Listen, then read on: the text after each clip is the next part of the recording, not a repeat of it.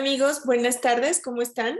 Soy Roseli de Escolar y hoy tenemos otra vez con nosotros a Ricardo Cervantes, que nos va a seguir hablando de neuroeducación. Y hoy quisimos traerles un tema súper interesante, súper polémico. ¿Quién no ha crecido con la frase de el ocio es la madre de todos los vicios? Ricardo, ¿cómo estás? Buenas tardes, bienvenido. ¿Qué tal? ¿Qué tal? Nuevamente, Roseli, muchas gracias otra vez por la invitación. Encantadísimo de trabajar con ustedes nuevamente. Muchas gracias. Oye, pues sí, te decía de esta frase que el ocio es la madre de todos los vicios. Crecimos con esa frase y nos la tomamos muy a pecho, pero tú tienes algo diferente que decirnos. Cuéntanos. Correcto. De hecho, quiero empezar fuerte y fuertes con un experimento muy interesante que se hizo en Portugal, que tiene muchas implicaciones, pero una de ellas es el ocio y otra de ellas ya la veremos más adelante, donde querían ver si los ratones se podían hacer adictos a alguna droga. Y entonces ponían a dos ratoncitos en una jaulita, tenían una botella con agua y con droga. Y entonces, ¿qué sucedía? Cerca del 99% de las ocasiones, los ratones terminaban después de un tiempo tomando de la botellita con droga y muriendo.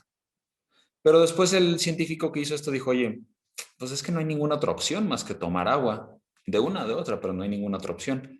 ¿Qué pasaría si hacemos algo diferente con el experimento? Y entonces construyó lo que le llamó el parque de las ratas. Era como el Disney de las ratas. ¿Y qué sucedió aquí? Que había un montón de comida, había quesito, había muchos otros ratones, había rueditas para correr, había muchísimos estímulos que suelen agradarle a los ratones. ¿Qué sucedía? Bueno, que de pasar de una estadística del 100% de mortalidad, pasaron a el 0% de mortalidad en el experimento, aún teniendo agua normal y agua con droga. Y entonces, ¿qué resulta de este experimento? Pues resulta en algo muy interesante, y es que cuando nosotros, al igual que los ratones, tenemos demasiados estímulos a nuestro alrededor y estos estímulos son sanos, difícilmente vamos a recurrir a la violencia, difícilmente vamos a recurrir a la drogadicción, difícilmente vamos a recurrir a alguna acción negativa que impacte nuestras vidas. Y esto se replicó justamente con los que venían de Vietnam, de la guerra. A esos soldados se les estudió y se dieron cuenta que en el 90% de los casos, las personas que regresaron con alguna familia, que tenían seres queridos, que fueron a terapia psicológica, que se acompañaron de otros estímulos y que hicieron que su vida valiera la pena, tuvieron una vida normal, completamente normal. Y entonces, ¿cómo podemos ligar este experimento tan interesante de ratones, de soldados de Vietnam, con un niño? Pues bien, hay que pensar que el ocio es una herramienta didáctica, siempre y cuando sea bien llevada. Es decir, un niño con muchos estímulos a su alrededor, ya sea de juegos, ya sea de amigos, ya sea de escuela, ya sea de ocio, en este caso, le provocan al niño un súper aprendizaje y que quiera ser una mejor persona en su vida, inherentemente. ¿Cómo funciona nuestro cerebro en este aspecto? Bueno, cuando el niño está en un momento donde no tiene nada que hacer, y para esto le tienes que quitar también la tablet, evidentemente, quitarle el celular, y no tiene nada que hacer. Todo lo que hay en su vida, esos amigos, esas tareas, esas clases de baile, de fútbol, de lo que sea, el niño las condensa y su cerebro empieza a maquinar y a decir, ¿qué hago con todo esto? ¿Qué hago en este momento? Y entonces el niño empieza a desarrollar una creatividad totalmente sana, en donde se inventa un nuevo juego, en donde se inventa una nueva actividad, en donde le pide a papá, mamá o alguno de sus hermanos que jueguen algo diferente. Es donde descubre que le gusta no sé, el pasto, que le gusta estar con sus perritos, que le gusta estar con el gato, que le gusta estar en casa, que no le gusta estar en casa, que prefiere estar afuera. Y empieza él a adaptar todo lo que ha aprendido, todo lo que ha vivido en un momento de creatividad y de toma de decisiones muy importante. Eso es lo que puede llegar a ser el ocio, no solamente generarnos vicios. Está súper interesante, pero creo que todavía podemos las mamás tener una cierta confusión. Ocio entonces es cosas, bueno, mejor defínenos tú el ocio. Sí, el ocio realmente implica la carencia de alguna actividad. Podríamos decirlo así en palabras llanas para no irnos a la definición del diccionario que puede ser más escueta o más compleja. Es carencia de actividades. Y entonces, ¿qué hacemos con el ocio? Pues bueno, para que el niño tenga un ocio saludable, lo podemos rodear de estímulos positivos y de estímulos saludables. Por consecuencia, también tenemos que quitarle los estímulos no saludables. Es al mismo tiempo estas dos cosas, estímulos saludables adentro, estímulos no saludables afuera. Por ejemplo, para dejar a un niño con ocio saludable, podemos eliminar la chatarra del refri, la chatarra de nuestras alacenas, porque es muy común y a mí me sigue pasando, la verdad. Yo prefiero no comprar chatarra en mi casa porque me la voy a comer toda. Claro. Entonces, el niño puede ir al refri y tener problemas de sobrepeso. Tenemos que quitarle la tablet, tenemos que quitarle el celular, porque si bien lo va a tener en algún momento, no podemos no darle un celular a un ser humano ya, pero en su momento. Por lo pronto quita ese estímulo, quita cosas que lo puedan herir, cosas muy pesadas, muy calientes, filosas. Esos son los estímulos negativos que quizás podemos quitar. La tele abierta, por favor, quítenle la tele abierta. No queramos que vea novelas un pobre niño. Y añades estímulos positivos, como puede ser un perro, como puede ser un gato, como puede ser un balón de fútbol, al mismo tiempo que un juego de mesa, al mismo tiempo que comida saludable en el refrigerador, al mismo tiempo que acceso a música, que la música es bellísima para los niños y a lo mejor no lo saben porque nunca lo intentan. Darle acceso a un parque donde pueda jugar, darle acceso a sus amigos con quienes pueda interactuar. A esto me refiero con quitar estímulos negativos y añadir estímulos positivos para que el niño decida en ese ocio, en ese no saber qué hacer, decida qué quiere hacer. Está súper interesante y creo que la clave de lo que dices es quitar, pero añadir, porque las mamás normalmente pensamos en quitar, o sea, sí, ok, le quito la tablet y luego, ¿qué hacemos? Va a estar aquí encima de mí, va a estar queriendo que yo le solucione el ocio, pero además tal vez eso sea un paso normal, ¿no? Como que es una transición de un niño que tenemos acostumbrado a siempre estar ocupado con algún aparato electrónico a no hacer nada si es una transición que tiene que pasar. Totalmente, totalmente. Debe de ser algo cuidado, debe de ser algo pensado, algo planificado. Tú puedes planificar el ocio de tus hijos. Oye, así como le dices, de 3 de la tarde a 4 de la tarde tienes clase de ballet, también le puedes decir, de 5 a 6 no tienes nada que hacer. Tú decides qué hacer. Que no sea estar en la tablet, que no sea ver tele abierta, que no sea estar comiendo chatarra por lo menos. Si te dice, mamá, quiero comer, perfecto, hay manzana, hay papaya, hay alguna fritura sin aceite, adelante, venga, tú puedes planificar el ocio de tus hijos y así volverlo saludable, como este experimento del que hablamos, del parque de ratas. No soltaron dos ratones a la intemperie y a ver qué pasaba, ¿no? Les construyeron un lugar con muchos estímulos positivos que les terminaron beneficiando a su salud y terminaron evitando conductas negativas. Súper, está muy interesante. Y solamente me queda una duda, Ricardo, y es que también dijiste que la clase de fútbol o la clase de ballet, pero esas no entran en el ocio porque ahí sí el niño tiene algo que hacer y está estructurado, ¿no? Claro, me refiero a que hagas una planificación, que así como los mandamos a esas clases, también Correcto. los mandemos a no hacer nada. Ujú. Es curioso decirlo y a veces un poco chocante, pero es mandarlos a no hacer nada y que ellos decidan qué hacer. Porque qué tal que el niño no le gusta la clase de fútbol, pero el papá como estaba empecinado con que fuera la clase, la odia, pero va.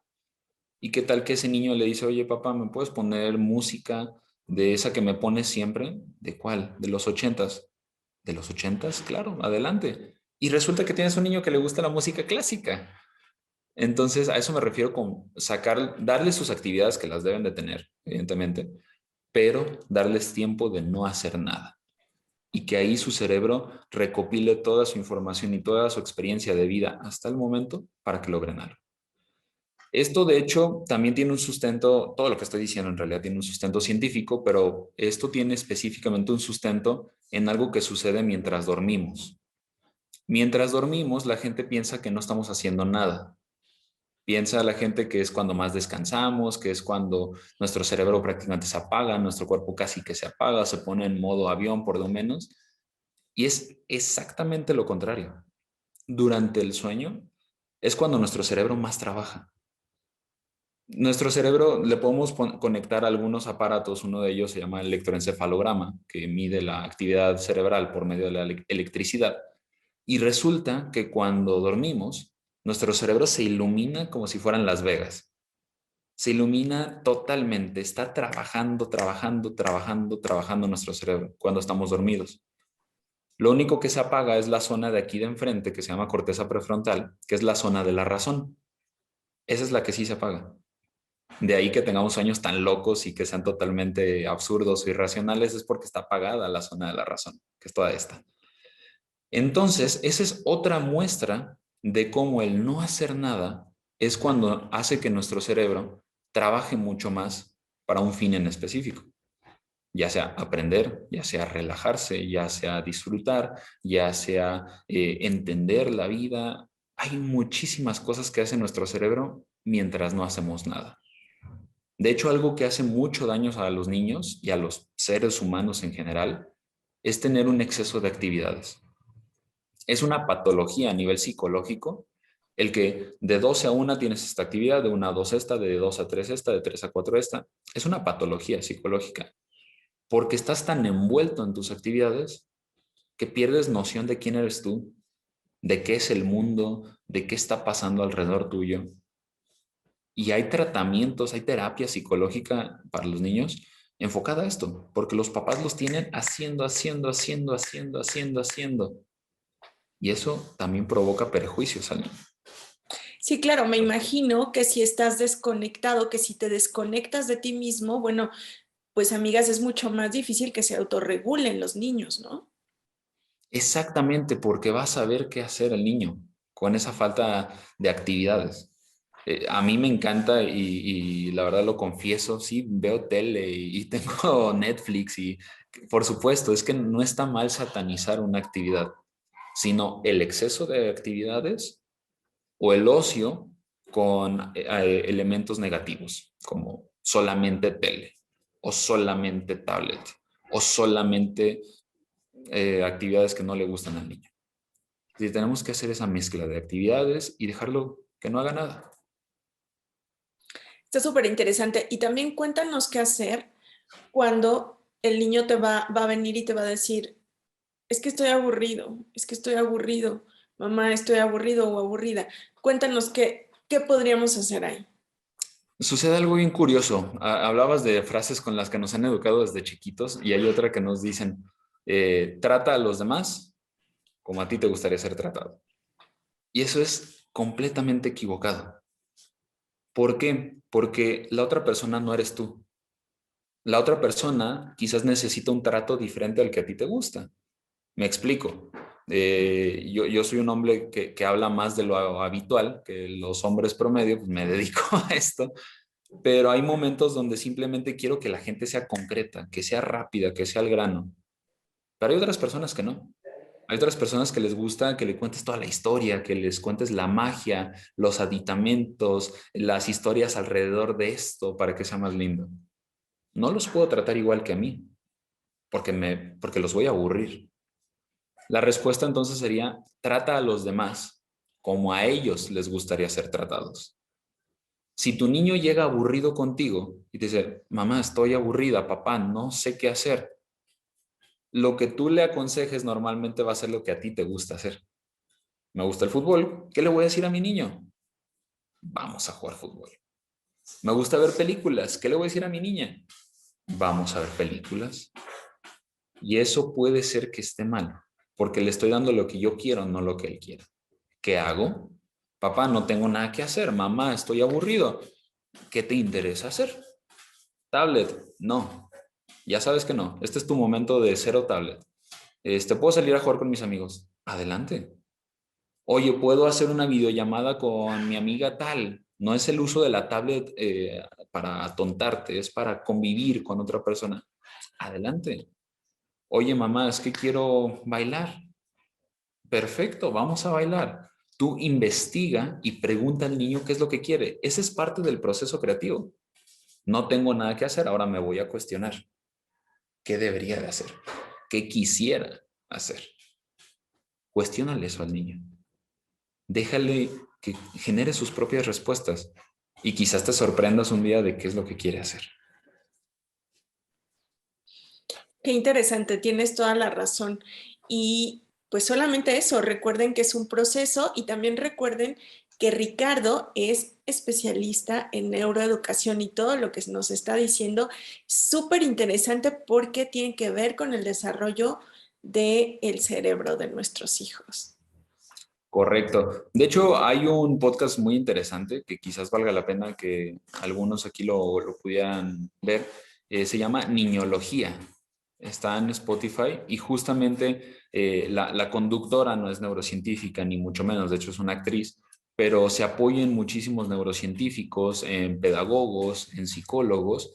Y es realmente impresionante lo que puede comprender un niño y lo que puede comprender un padre acerca de sus niños. Cierro con un experimento buenísimo en donde a un bebé se le hace un eye tracking, se llama, que es detectar hacia dónde está viendo con la mirada. Y entonces se pone a dos personas frente al niño. Una persona agarra una cuchara, la mete a un plato y le va a dar comida a la otra persona en la boca. Cuando esto sucede, el niño pues, los está viendo y no pasa más allá de que quizás se le antoje o que se aburra. Pero cuando este sujeto toma la cuchara, la lleva hacia la boca y en vez de dársela en la boca a la otra persona, la dirige a su brazo, el niño tiene una explosión en su cerebro de sus conectores eléctricos y empieza a decir, ¿qué está pasando? ¿Por qué sucedió esto? Esa cuchara iba a la boca, pero no fue a la boca. Y entonces genera una sensación de alerta, de aprendizaje, de curiosidad. Y el niño está intentando aprender por qué está sucediendo eso. Te estoy hablando de un niño de 6 meses, de 6 meses. Muchas veces pensamos que porque son niños no entienden. Cuando un niño desde pequeñito, lo único que le importa a su cerebro, lo único que le importa a ese ser humano es aprender. Ese es su objetivo de vida momentáneo, aprender. Es nuevo en el mundo y tiene que aprender y tiene que entender. Todo lo que hacen los niños es con la intención de aprender y entender.